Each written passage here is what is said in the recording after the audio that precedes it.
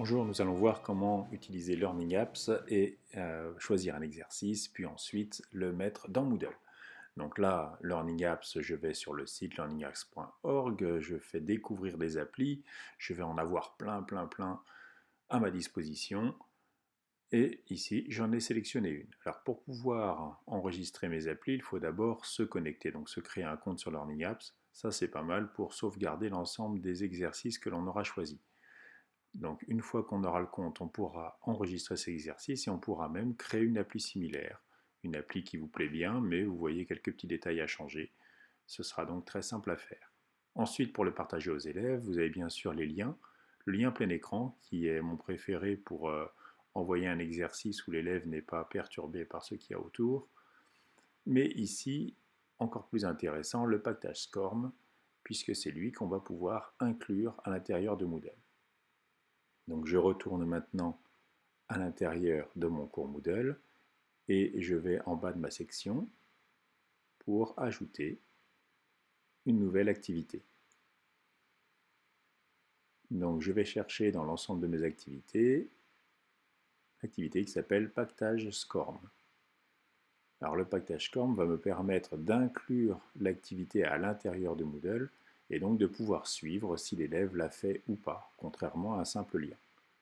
Donc là, il me demande simplement deux informations, le nom qui va s'afficher dans mon cours, une description est toujours possible, mais pas indispensable, et ici, le fichier que je viens de télécharger. Alors attention, ce fichier est en fin de compte un dossier compressé, une petite archive zip, donc je la prends et je la mets en cliquer-glisser.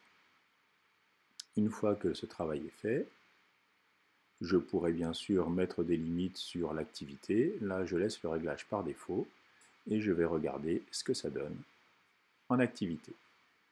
Donc là, je clique sur l'activité et je me retrouve comme un élève avec l'information sur le nombre de fois où j'ai testé, où c'est possible de tester. Donc là, illimité, je l'ai fait 0 fois pour l'instant et il garde en mémoire ma meilleure tentative. Donc là, je vais commencer l'activité.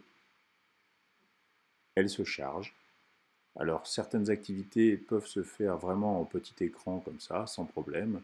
D'autres préfèrent quand même être affichées en grand écran. Donc là, ça va dépendre de l'activité, de ce qu'il y a dedans. Donc là, c'est pour ça que là, je suis toujours la consigne. Je clique sur OK, mais je vais cliquer sur le petit bouton en haut à droite pour avoir vraiment la vision en plein écran de l'exercice.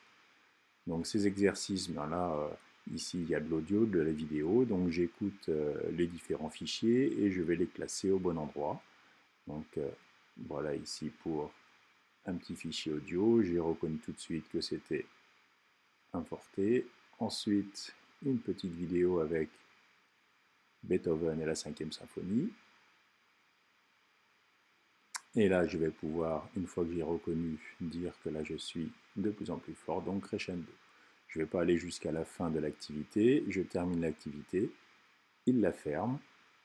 Et donc moi maintenant, si je retourne sur mon activité en tant qu'élève, je vais pouvoir avoir des informations en me disant que je l'ai effectué une fois et je ne suis pas allé au bout, donc 0%, je ne peux pas dire si je l'ai bien fait ou pas.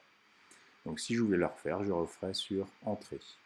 Maintenant, en tant que professeur, j'ai l'onglet Rapport en plus, et là, je vais voir dans cette activité l'ensemble de mes élèves et voir comment ils ont avancé sur l'activité. Voilà, à vous de jouer.